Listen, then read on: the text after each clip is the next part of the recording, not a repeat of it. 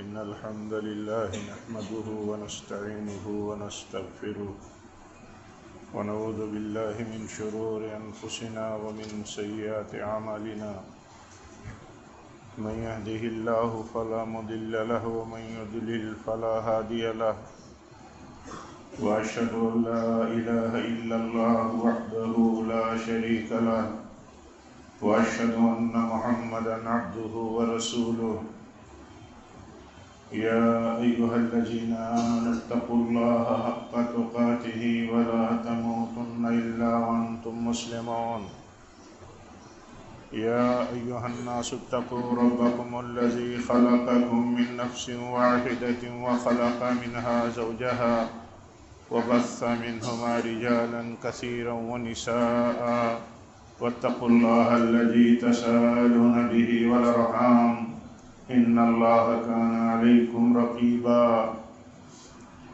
يا أيها الذين آمنوا اتقوا الله وقولوا قولا سديدا يصلح لكم أعمالكم ويغفر لكم ذنوبكم ومن يطع الله ورسوله فقد فاز فوزا عظيما أما بعد فإن خير الحديث كتاب الله وخير الهدي هدي محمد صلى الله عليه وسلم وشر الأمور محدثاتها وكل محدثة بدعة وكل بدعة ضلالة وكل ضلالة في النار. أعوذ بالله من الشيطان الرجيم. بسم الله الرحمن الرحيم. قاف والقرآن المجيد بل عجبوا أن جاءهم منذر منهم فقال الكافرون هذا شيء عجيب أإذا متنا وكنا ترابا ذلك رجع بعيد قد علمنا ما تنقص الأرض منهم وعندنا كتاب حفيظ بل كذبوا بالحق لما جاءهم فهم في أمر مريج أفلم ينظروا إلى السماء فوقهم كيف بنيناها وزيناها وما لها من فروج والأرض مددناها وألقينا فيها رواسي وأنبتنا فيها من كل زوج بهيج تبصرة وذكرى لكل عبد منيب ونزلنا من السماء ماء مباركا فأنبتنا به جنات وحب الحصيد والنخل باسقات لها طلع نضيد رزقا للعباد وأحيينا به بلدة ميتا كذلك الخروج كذبت قبلهم قوم نوح وأصحاب الرس وثمود وعاد وفرعون وإخوان لوط وأصحاب الأيكة وقوم تبع كل كذب الرسل فحق وعيد أفعينا بالخلق الأول بل هم في لبس من خلق جديد. وقال الله تعالى في موضع آخر إذا زلزلت الأرض زلزالها وأخرجت الأرض أثقالها وقال الإنسان ما لها يومئذ تحدث أخبارها بأن ربك أوحى لها. دینی بھائیوں، بزرگوں، عزیز نوجوانوں، اسلامی ماں اور بہنوں، اللہ تعالیٰ نے اس دنیا کی حقیقت بہت ساری مثالوں سے اس نے بیان کی ہے. نبی صلی اللہ علیہ وسلم نے اپنی زبان مبارک سے اس دنیا کی حقیقت کو بیان کیا ہے. کہیں اللہ تعالیٰ نے بیان کیا کہ یہ دنیا کھیل ہے، جیسے کھلونا کھیل کر کے بچہ بڑے ہو کر کے لاہو لعب میں رہ کر کے جوان، اور ایسے ہی زینت، فخر اور ایک دوسرے سے آگے بڑھ جانے والی زندگی، یہی حقیقت ہے دنیا کی. دنیا میں کھیل کود میں لگا ہے، آدمی زیب و زینت میں لگا ہے، ایک دوسرے پر آپس میں فخر میں لگا ہے، اور ایک دوسرے سے آگے بڑھنے کے چکر میں لگا ہے. اسی میں لگا ہے چھوٹی سی زندگی میں، اور زندگی ختم ہو جائے. اس کی مثال بیان کی کہا جیسے دیکھو کھیتی سے تشبیہ دیا اس دنیا کی کہ جیسے کھیتی میں بوائی ہوتی ہے، اس میں چھوٹے چھوٹے ننھے پودے نکلتے ہیں، پھر کھیتی اپنی ایک عمر کو پہنچتی ہے، پھر پیداوار دیتی ہے، ختم ہو جاتی ہے۔ ایسی ہی دنیا ہے۔ آپ صلی اللہ علیہ وسلم مثال دیتے ہیں اس دنیا کی، کہ اس دنیا کی مثال ایسے ہی ہے جیسے آپ اپنے ساتھیوں سے کہتے ہیں جیسے سمندر میں کوئی انگلی ڈال دے اور انگلی سے پانی نکال لے، انگلی میں آیا ہوا پانی سمندر کا کتنی دیر رکے گا، سوکھ نہیں جائے گا۔ باہر انگلی نکالی گئی سمندر سے اور پانی سوکھ گیا۔ سمندر کے مقابل میں وہ پانی جو انگلی میں آتا ہے، یہی دنیا ہے۔ یا اس کو اس معنی میں سمجھ سکتے ہیں کہ دنیا کی عمر ایسے ہی ہے۔ دنیا کی عمر سمندر کے مقابل میں، سمندر میں ڈبوئی ہوئی انگلی کے ساتھ جو پانی آیا، ڈبو دیے گئی سوئی کے ساتھ جو پانی آیا، اتنا ہی دنیا ہے۔ یہ ہے دنیا کی حقیقت۔ اور آپ دیکھیے دنیا میں ہم رات دن، یہ اللہ اور اس کے رسول کی بتائی ہوئی باتیں ہیں، اور نبی صلی اللہ علیہ وسلم کی زندگی، آپ کی ہدایتیں ہمارے لیے کیسی ہیں، یہ سب ہمارے لیے اصل ہیں۔ لیکن دیکھیے رات دن ہمارے تجربوں میں، ہمارے مشاہدے میں، ہمارے گرد و پیش میں، ہمارے آگے پیچھے دنیا کا کیسا مسئلہ چلتا ہے۔ ایک صحت مند آدمی اچانک بیمار ہو جاتا ہے، کہتا ہے میں تو کبھی بیمار ہی نہیں ہوا، کبھی دوا نہیں کھائی میں نے، اچانک بیمار ہو گیا۔ بیمار ہو جانے کے بعد ہم میں ہر آدمی اکثر بیماری سے ہم میں ہر آدمی گزرتا رہتا ہے۔ دیکھے جب بیماری آتی ہے تو اسے سمجھ میں آتی ہے کہ اس دنیا کی حقیقت کیا ہے۔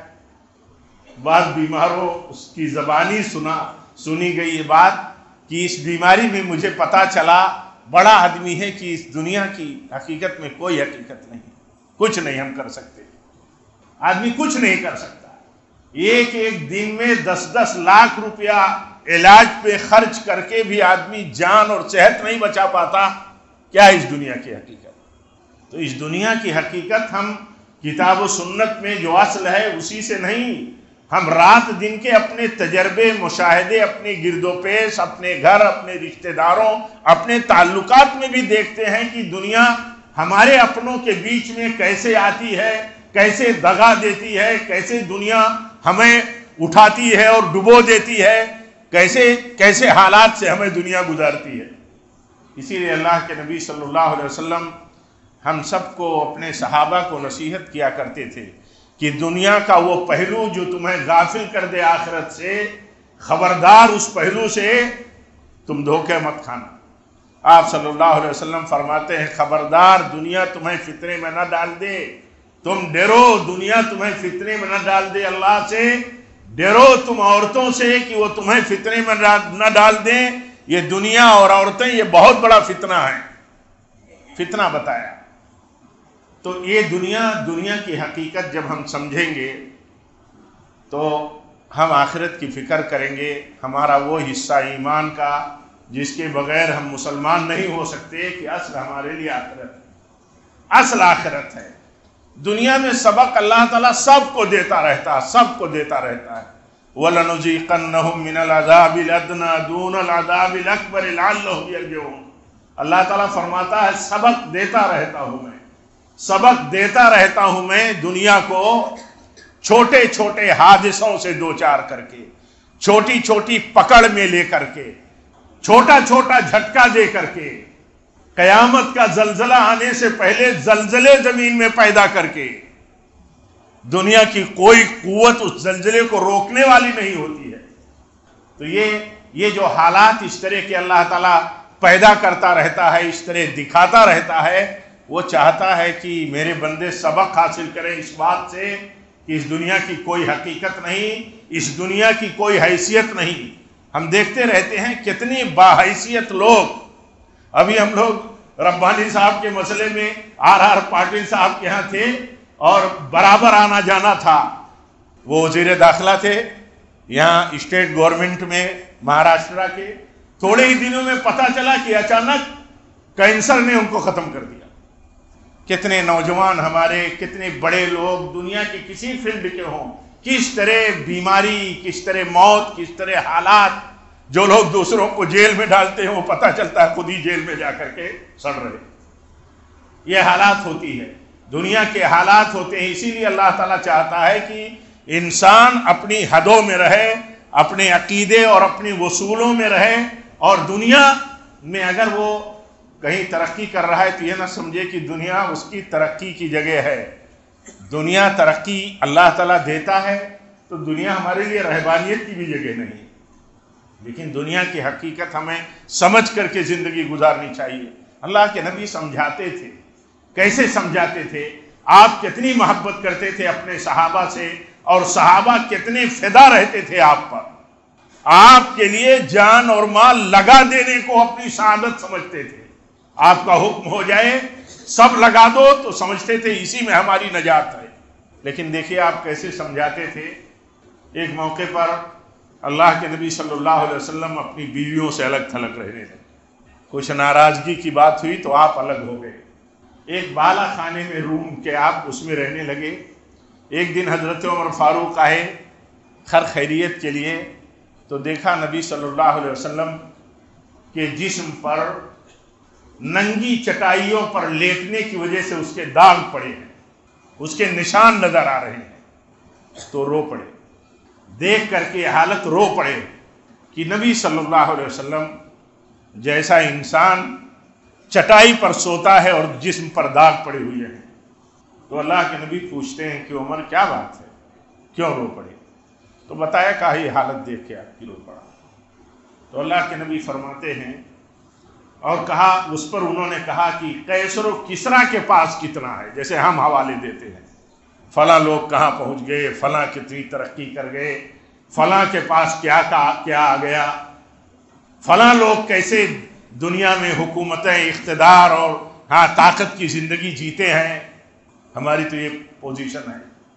تو اللہ کے نبی نے فرمایا، کہا کہ ایک جملہ آپ نے فرمایا، اے عمر اما ترضا الا ترضا ان تکون لهم الدنیا ولنا الاخرہ، کہا عمر اس سے خوش نہیں ہو تم، کہا عمر اس سے تم خوش نہیں ہو کہ ان کے لیے دنیا ہے ہمارے لیے آخرت ہے۔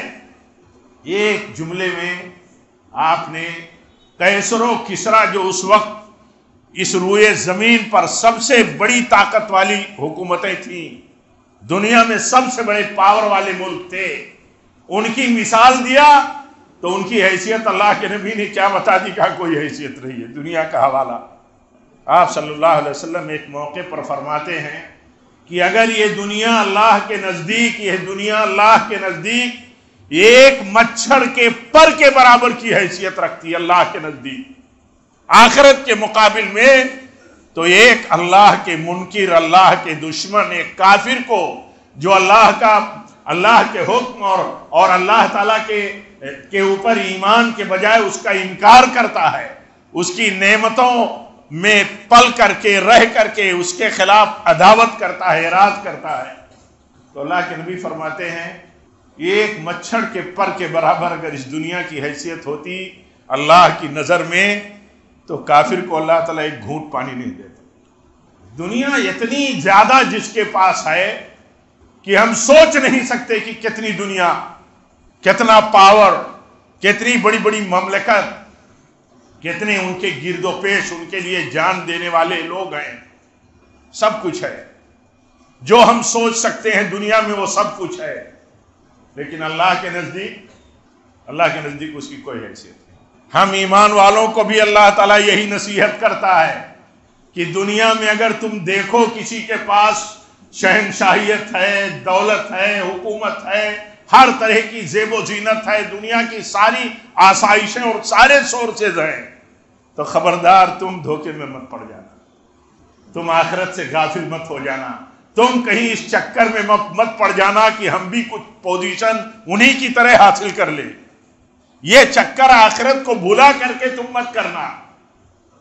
آپ صلی اللہ علیہ وسلم فرماتے ہیں حضرت عمر سے، کہتے ہیں عمر میں تو آخرت کے سلسلے میں آپ کا ایمان یقین کتنا مضبوط تھا کہ آپ کو دنیا کی آفر کیسے آتی تھی اللہ کی طرف سے. سنتے رہتے ہیں ہم آپ سنتے رہتے ہیں، پڑھتے رہتے ہیں کہ اللہ تعالیٰ نے ایک موقع پر حضرت جبریل سے کہا کہ جاؤ میرے بندے سے کہو کہ اگر وہ یہ چاہتے ہو کہ دنیا انہیں دے دوں تو احد پہاڑ سونا بنا کر کے ان کے ساتھ لگا دیتا ہوں، وہ جہاں رہیں گے وہ ساتھوں ساتھ ان کے چلتا رہے گا، جیسا چاہیں اس کو استعمال کریں، جیسا چاہیں. یعنی اللہ کے نبی صلی اللہ علیہ وسلم کے لیے لیکن کتنا آخرت اور کس طرح دنیا سے بے رغبتی تھی. ہمیں منع نہیں کیا دنیا سے بے رغبتی اختیار کرنے کا حکم نہیں دیا، دنیا سے دور رہنے کا حکم نہیں دیا، لیکن یہ کہا کہ دنیا ہی دنیا تمہاری اگر ہو گئی اور آخرت تمہاری نظروں سے اوجھل، اگر آخرت اوجھل ہو گئی تمہاری نظروں سے، اصل کامیابی جنت کی تمہاری زندگی تمہاری سوچ سے نکل گئی کہ اصل کامیابی جنت کا ملنا نہیں، یہی دنیا ہے، تو تم اس سے بڑا گھاٹا کچھ نہیں، اس سے بڑا گھاٹا کچھ نہیں کہ ایک مسلمان اپنی زندگی میں اپنے دل و دماغ میں ہم اور آپ اصل کامیابی جنت کا پانا نہ سمجھیں اور جہنم سے بچنا نہ سمجھیں. اصل کامیابی جنت کا ملنا ہے. فمن زحزح عن النار وادخل الجنة فقد فاز وما الحیات الدنیا الا متاع الغرور. اللہ تعالیٰ فرماتا ہے یہ دھوکے کا سامان ہے، یہ سراب ہے دنیا، یہ ہے کچھ نہیں. جیسے ایک بچہ پیدا ہوتا ہے، بڑی امیدوں کے بعد پتہ چلتا ہے وہ بچہ پیدا ہوا مر گیا. جوان ہوا، باپ کے سامنے باپ جنازہ پڑھتا ہے، کندھا لگاتا ہے. کتنے صحت مندوں کو آپ نے دیکھا ہوگا، ہم نے آپ نے کہ اچھی صحت کی زندگی گزارتے ہیں اور اچانک بیمار ہوتے ختم. کتنے اچھے کاروبار اور اچھی پرتعیش زندگی گزارنے والے مختلف حالات کا شکار ہو جاتے ہیں. کیسا امن و امان کا ماحول ہوتا ہے، خوف اور جنگ میں بدل جاتا ہے. آپ سوچئے کیا حالات ہیں دنیا کے، کیا حالات ہیں. آپ سوچئے رشیا اور یوکرین میں جو جنگ چل رہی ہے، پتہ چل رہا ہے رپورٹیں جو آتی ہیں 80 لاکھ سے زیادہ لوگ یوکرینی بے گھر ہیں، بے در ہیں، کوئی ٹھکانہ نہیں ان کا. وہ سوچ سکتے تھے کہ ایسے حالات اور ایسے مشکلات کا سامنا کرنا پڑے گا؟ کیا سوچ سکتے تھے ترکی اور شام کے لوگ کہ زلزلے کے ایک جھٹکے ہمارے شہر اور ہمارے گھر اور ہماری بستیوں کو ویران بنا دیں گے، کھنڈر بنا دیں گے؟ قطاریں لگی ہوں گی قبرستان پر میتوں کی اور لاشوں کی، جگہیں نہیں ہوگی دفن کرنے کے لیے کہ آسانی سے میتوں کو دفن کیا جا سکے. کیا سوچ سکتے تھے؟ لوگ اندازہ لگاتے رہتے ہیں کہ پتہ نہیں ہمارے یہاں کیا ہوگا. ابھی کل کہیں اخبار میں رپورٹ تھی کہ پاکستان کے اندر بھی اس طرح کا گمان جا رہا ہے کہ ایسا کوئی زلزلہ نہ جائے، اور وہاں کا ادارہ رپورٹ کرتا ہے کہ ہمارے پاس اس کی جانکاری کے لیے کوئی سورس نہیں ہے کہ ہم پہلے سے جان سکیں کہ زلزلہ آنے والا. بڑے بڑے طوفان دنیا میں دیکھیے، طوفان اور سونامی آتے ہیں. بڑی بڑی دنیا کی ماہر قومیں اور ایکسپرٹ اور مطلب ان کے ادارے آگے آنے والے حالات کی خبریں دیتے رہتے ہیں، رپورٹنگ کرتے رہتے ہیں کہ ایسا ہونے والا ہے، ایسا ہو سکتا ہے. جب اللہ کی طرف سے کوئی حادثہ آتا ہے تو پتہ ہی نہیں چلتا کب آ کر کے اپنا کام کر گیا، کب جاگتی اور کھیلتی دنیا کو سلا کر کے تباہ کر گیا. یہ دنیا، ہم عرض یہ کر رہا تھا کہ ایک تو وہ حقیقت جو قرآن بیان کرتا ہے، آپ صلی اللہ علیہ وسلم کی مبارک زبان بیان کرتی ہے، ہم اسے پڑھتے سنتے ہیں. ہمارا ایمان ان پر ایسے ہی ہونا چاہیے جیسے ہم اپنی آنکھوں سے کھلے ہوئے سورج کو دیکھتے ہیں، دن کے اجالے میں ہم چیزیں دیکھتے ہیں، ایسے ہی ہمارا ایمان ہونا چاہیے. اس کے باوجود رب العالمین کا دیکھیے احسان کتنا ہے کہ ہمیں سبق دیتا رہتا ہے، یاد دلاتا رہتا ہے، بتاتا رہتا ہے کہ دیکھو تمہارا رب کیسے حالات بدلتا ہے، کیسے دنیا بدلتی ہے. اور آپ صلی اللہ علیہ وسلم اسی لیے نصیحت کرتے ہیں، کہتے ہیں آپ صلی اللہ علیہ وسلم تندرست ہو صحت مند ہو تو اس کو غنیمت سمجھو، اس صحت کو، اس تندرستی کو غنیمت سمجھو، اس میں اللہ کی عبادت کرو، اطاعت کرو، فرمانبرداری کرو، جیسے اس صلاحیت کو دنیا کے لیے اور دنیا کی ترقی کے لیے بھرپور استعمال کرتے ہو کرو، لیکن اصل سے غافل نہ ہو جاؤ۔ اصل سے اس دنیا کی حقیقت سمجھو کہ یہ دنیا کیا ہے اور آخرت کیا ہے، اس سے غافل مت ہو جاؤ۔ آپ صلی اللہ علیہ وسلم اتنی نصیحت کرتے تھے، آپ سوچئے، آپ فرماتے ہیں دنیا میں ایسے رہو جیسے اجنبی آدمی، اجنبی آدمی، اجنبی آدمی کا کوئی وطن نہیں ہوتا۔ مثال دیا آپ نے وطن بنانے سے، آپ نے اچھی رہائش میں رہنے سے، اللہ کی دی ہوئی نعمتیں استعمال کرنے سے منع نہیں کیا، لیکن مثال دے کر کے سمجھایا کہ مسافر کا کوئی مستقل ٹھکانہ نہیں ہوتا۔ کوئی اجنبی آدمی آپ کے یہاں آ جائے تو اس کا اپنا کوئی یہاں ٹھکانہ تو نہیں ہوتا۔ کوئی مسافر آدمی سفر میں ہے، سفر میں تو اس کا ایک ہی انٹینشن ہوتا ہے، ایک ہی سوچ ہوتی ہے کہ اصل ٹھکانے پر میں کب پہنچ جاؤں۔ مثال دیا اللہ کے نبی نے کہ ایک آدمی یہ سمجھے کہ اس کا اصل ٹھکانہ تو وہی ہے، مر جانے کے بعد کی زندگی ہمیشہ کی ہے اور اصل ٹھکانہ وہی ہے۔ تو اصل ٹھکانہ کے مقابل میں یہ دنیا، اس دنیا کی عمر کتنی ہے، اس دنیا کی عمر بھی سمجھائی آپ نے کہ اس کی عمر ایسے ہی سمجھو جیسے سوئی ڈال کے سمندر سے پانی نکال لیا، جتنا پانی ہے اس کو عمر سمجھ لو اور سمندر کو آخرت سمجھ لو۔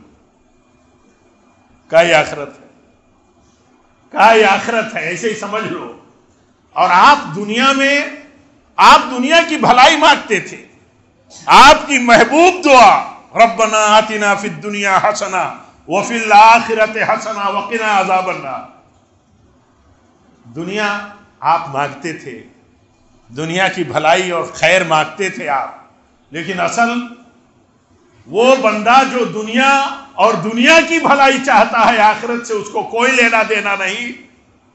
اور اگر اس کو، ہم کو اور آپ کو، جس کو بھی یہ نصیحتیں اثر نہ کرتی ہوں، جو قرآن و حدیث کی نصیحتیں ہیں، تو ہمارے علماء کہتے ہیں یہ عذاب ہے، اس کے اوپر عذاب ہے۔ جو آدمی نصیحت نہ حاصل کرے اور عذاب دیکھ کر کے بھی وہ دنیا میں دیکھے عذاب، دنیا میں دیکھے اپنا مختلف حالات سے گزرتا رہتا ہے، دیکھے کتنے عزیز ہوتے ہیں، عزیز جن کے لیے آدمی فدا رہتا ہے، کتنی اولادیں ہماری ہوتی ہیں جن کے لیے آدمی سب کچھ لٹا دیا ہوتا ہے۔ عزت و آبرو کے دشمن کتنی اولادیں ہیں، کتنی ہماری بہن بیٹیاں ہیں جو ماں باپ کی عزتوں کے ساتھ کھیلتی ہیں، انہیں حیا نہیں آتی کہ جس ماں کی پیٹ سے میں پیدا ہوئی، جس باپ کے آگوں سے شفقت و تربیت میں میں نے پروان چڑھا، وہ جب بڑی ہوتی ہے تو ان کی عزت و آبرو سے کھیلتی ہے۔ خاندان کی عزت و آبرو سے، ماں باپ کی عزت و آبرو سے ہمارے نوجوان بچے بیٹے کھیلتے ہیں۔ کیوں کھیلتے ہیں؟ ایسا اس لیے کرتے ہیں کہ انہیں کوئی پرواہ نہیں، ان کے لیے کوئی نصیحت نہیں، ان کے لیے کوئی نصیحت کارگر نہیں اس معنی میں۔ اور جن کے لیے نصیحت کارگر نہ ہو، ان کے لیے نصیحت ہے کہ وہ یہ سمجھیں کہ اللہ تعالیٰ سے توبہ کریں، رجوع کریں، توفیق مانگیں۔ کہیں اللہ نے مہر تو نہیں لگا دیا ہے دل پر، کہیں مہر تو اس نے نہیں لگا دی ہے کہ دنیا میں اپنی آنکھوں سے ہم حالات دیکھتے ہیں، اپنے آنکھوں کے ساتھ دنیا میں رب العالمین کے فیصلے اور عذاب دیکھتے ہیں، اپنے گھروں میں ہم بہت ساری مثالیں اور نصیحتیں دیکھتے ہیں، اس کے باوجود ہم اثر نہیں لیتے۔ تو یہ اثر نہیں لینا، یہ خود اللہ تعالیٰ کی طرف سے عذاب ہے کہ جب بندہ سرکشی اعراض پر ہی چلتا ہے اور دنیا ہی دنیا اس کی چکر ہے۔ جس کی اولاد ترقی کر گئی وہ سمجھتا ہے میں تو ترقی کی بلندیوں پر پہنچ گیا، یہ نہیں سوچتا کہ میری اولاد دنیا کی ترقی میں چلی گئی تو کیا اس کے ہاتھ میں دین بھی کچھ ہے۔ لیکن دیندار آدمی یہ سمجھتا ہے، دیندار آدمی کی یہ پہچان ہے کہ اگر وہ دنیا کی ترقیوں کے منزلوں تک اپنی اولاد کو نہیں پہنچا سکا لیکن ان کی زندگی میں دین ہے تو اس امیری اور بلندی سے وہ غریبی بہتر ہے۔ کبھی سوچئے، ایک دن فجر میں اللہ کے نبی آئے اور بڑی بھیڑ لگی تھی۔ بھیڑ اس لیے لگی تھی کہ بحرین سے کچھ غلہ آنے والا تھا، وہ فجر میں بٹنے والا تھا۔ تو اللہ کے نبی صلی اللہ علیہ وسلم دیکھیے ایسے موقع پر بھی آپ نصیحت فرماتے ہیں۔ آپ فرماتے ہیں کہ امید رکھو، خوش رہو، یعنی جس امید پر جمع ہوئے ہو خوشی کی بات ہے، ٹھیک ہے، لیکن سنو، آپ فرماتے ہیں سنو، میں تمہاری غربت پر اتنا نہیں ڈرتا جتنا تمہاری مالداری پر ڈرتا ہوں کہ تمہارے اندر مالداری آ جائے، تم مالدار ہو جاؤ، پھر دنیا کے پیچھے اور مالداری کے لیے پڑ جاؤ، پھر وہ دنیا تمہیں ہلاک کر دے، یعنی دین سے بے دین بنا دے۔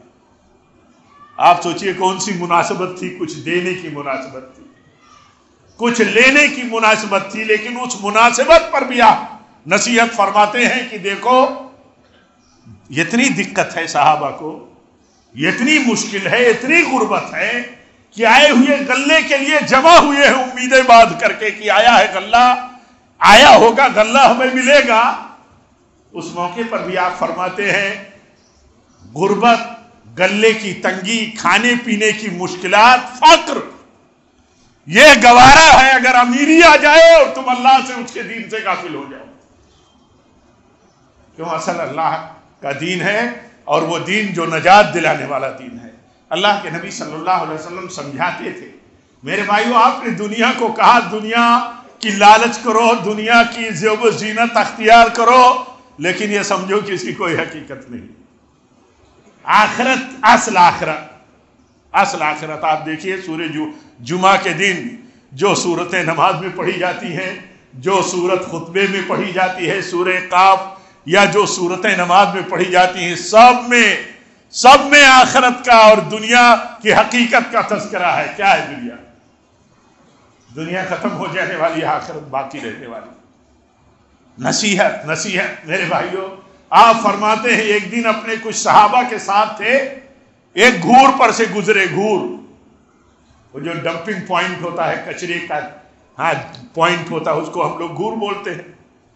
وہیں ایک بکری کا بچہ مرا پڑا تھا، آپ نے اس کا کان پکڑ کے اٹھایا تو اور پوچھا، کہا بتاؤ کون ایک درہم میں سے خریدے گا؟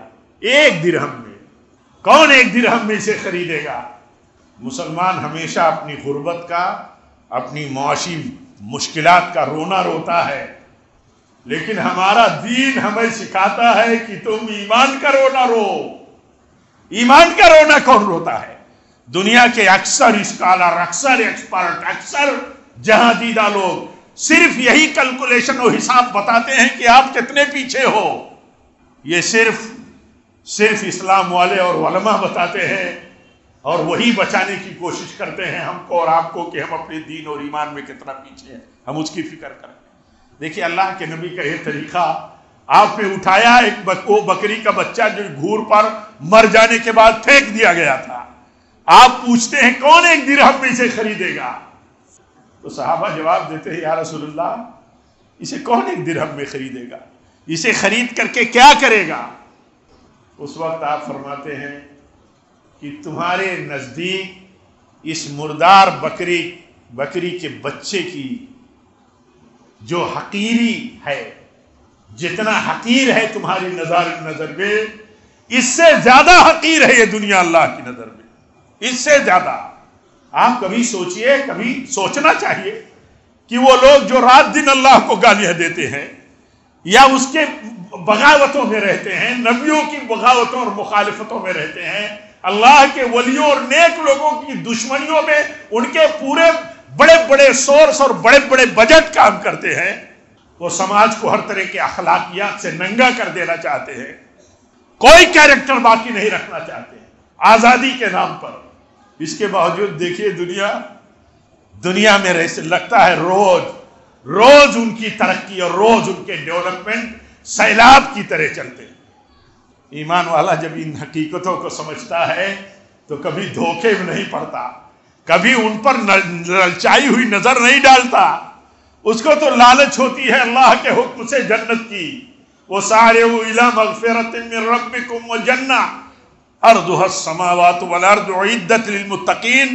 اللہ تعالیٰ فرماتا ہے ہم ایمان والوں سے کہ آگے بڑھو، تیزی دکھاؤ اللہ کی مغفرت پانے کے لیے، مغفرت کے لیے تیزی دکھاؤ.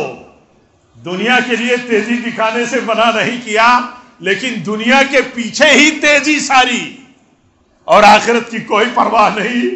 تو اللہ تعالیٰ فرماتا ہے تمہارا کام یہ ہے کہ اللہ کی مغفرت پانے کے لیے، جنت پانے کے لیے تیزی دکھاؤ. وہ جنت جس کی چوڑائی آسمان و زمین کے برابر ہے. تصور نہیں کر سکتے ہم کہ آسمان و زمین کتنے چوڑے ہیں. اللہ تعالیٰ فرماتا ہے اس کی طرف بڑھو. اس دنیا کا کچھ، اس دنیا کی حیثیت جنت کے مقابل میں مت دو کچھ. اس دنیا کو حاصل کرو، اس دنیا کی بہتری کے لیے دعا کرو، اس دنیا کے سلامتی، اپنی صحت، اپنے بچوں، اپنے نظام کے لیے سورسز استعمال کرو، سورسز جمع کرو، سب کرو، لیکن اس کی حقیقت تمہاری نظر میں ایسے ہی ہو کہ جنت کے مقابل بھی اس کی کوئی حیثیت نہیں. اللہ کے نبی فرماتے ہیں ایک کوڑا رکھنے کی جگہ جنت کی ساری دنیا سے بہتر ہے. ایک کوڑا، ایک کوڑے کی میں جتنی جگہ لگتی ہے جنت کی اتنی بڑی جگہ ساری دنیا و مافیہ سے بہتر ہے. اس کا ایمان رکھو، اس جنت کی طلب، اس جنت کی لالچ رکھو، اس جنت کی فکر کرو. اللہ تعالی ہم سب کو توفیق دے. رب العالمین دنیا کے فتنوں سے ہمیں بچائے.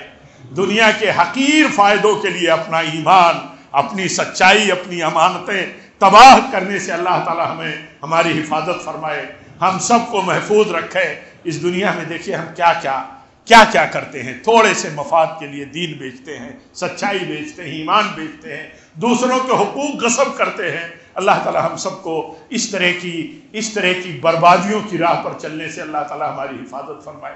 رب العالمین ہمیں اپنے ایمان اور عقیدے کی فکر کی توفیق دے، ہمیں اپنے اخلاق اور کیریکٹر کی فکر کی توفیق دے. رب العالمین ہمارے عزیز بچوں کو، نوجوانوں کو، بیٹوں کو، ہماری بہنوں اور بیٹیوں کو اللہ تعالیٰ اپنے اخلاق، اپنے دین و ایمان کی حفاظت کی فکر دے. رب العالمین ہم جب تک زندہ رہیں تقوی پر رہیں، تیرے نبی کی سنت پر رہیں، اور جب بھی ہماری موت ہو تو اسلام پر ہو، نبی صلی اللہ علیہ وسلم کی سنت پر ہو. وآخر دعوانا الحمدللہ رب العالمین.